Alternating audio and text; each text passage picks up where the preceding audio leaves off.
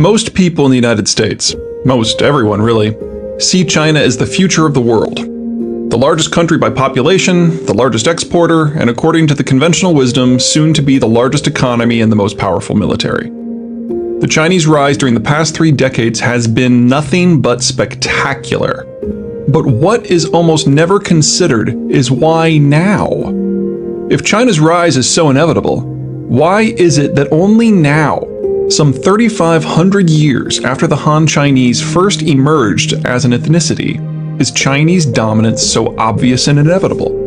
The first warning that not all is as it seems is that the China mythos is ingrained nowhere more deeply than in the American psyche, the same psyche that was recently convinced of the obvious and inevitable rise of the Soviet Union and Japan.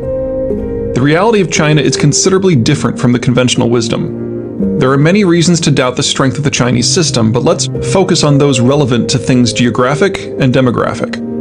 Individually, any of the raft of concerns I'm about to detail would be enough to derail the Chinese rise. Collectively, they are more than enough to return China to the fractured, self-containing mess that it has been for most of its history. Chinese geography is, if anything, more problematic than European geography. China's dominant Han ethnic group traces its roots to early cultures along the Yellow River in what is today northern China.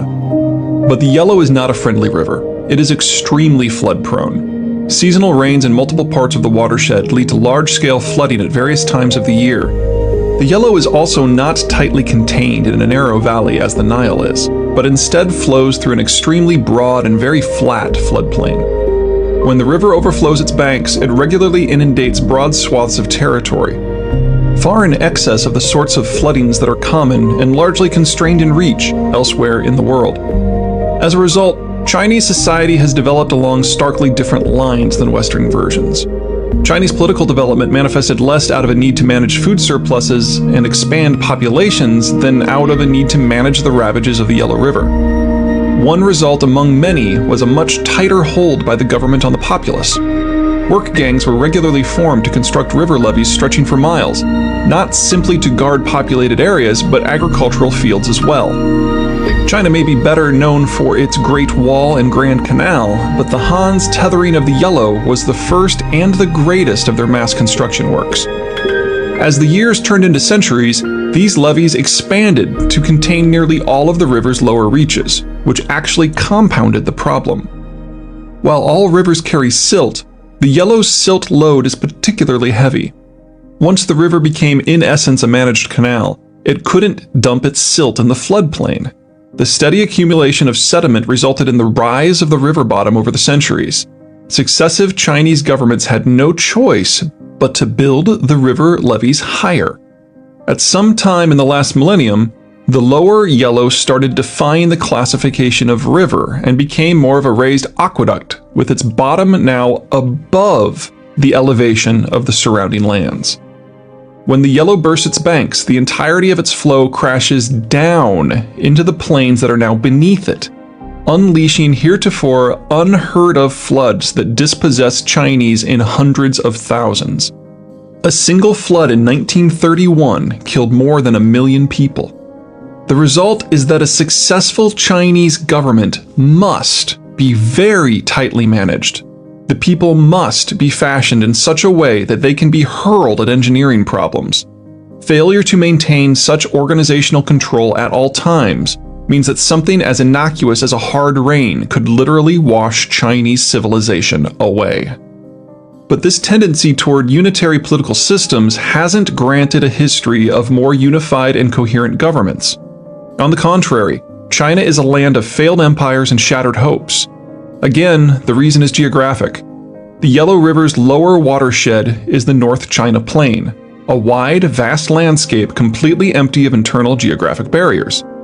Like its northern European equivalent, the NCP is incredibly fertile and absolutely huge.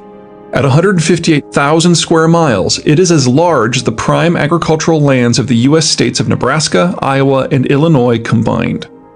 The long, thin nature of the North European plain resulted in multiple competing powers, each arising from and defending its own segment of the plain, often using the NEP's many transecting rivers as defensive lines.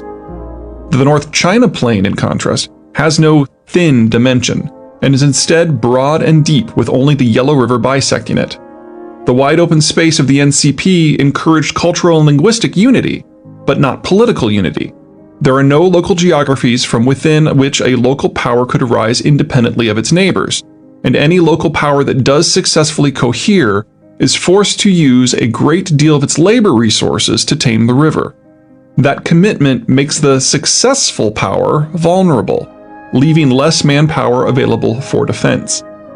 A rival does not even need to defeat it in battle, or even target the riverworks. It can simply distract the population at a critical time, such as during a hard rain, and let nature wash away the competition.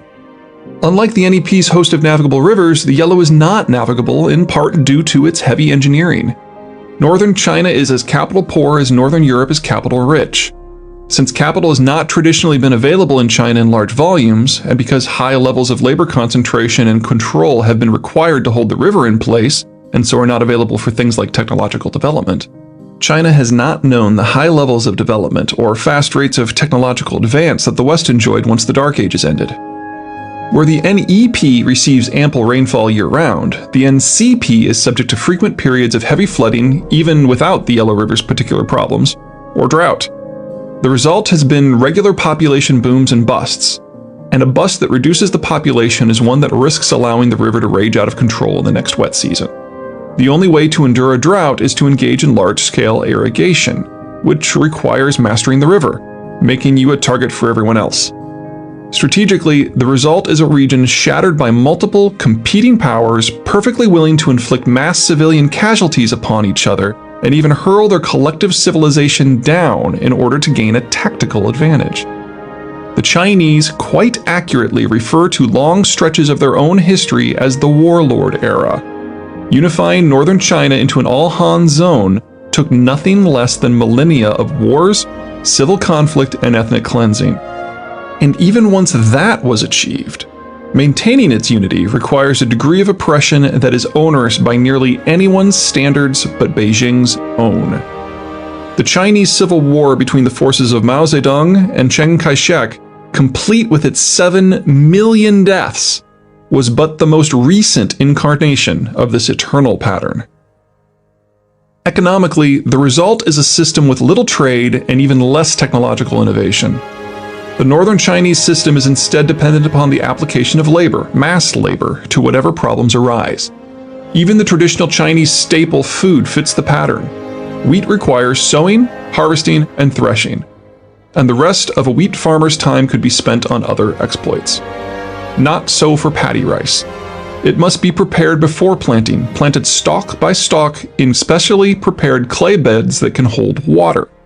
Flooded, fertilized, emptied, flooded again, emptied and dried, harvested stalk by stalk, threshed, threshed again, followed by a reflooding and refertilizing of the clay bed.